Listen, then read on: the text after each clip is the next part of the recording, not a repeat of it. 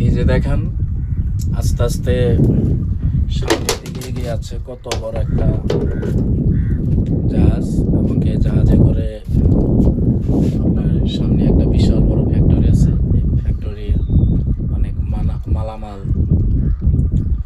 নেওয়া আসা করে। এখন আজকে যে জাহাজটা আসছে, আস্তে আস্তে এই জাহাজে আগামীকালকে আমাদের ডিউটি শুরু হয়ে যাবে। আমরা প্রায় 15 দিনের জন্য এই জাহাজে করে আবার চলে যাব।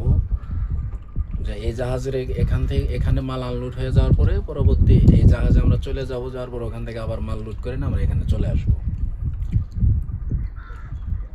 দেখেন কত সুন্দর আর কি বিশাল বিশাল আকারের একটা জাহাজ।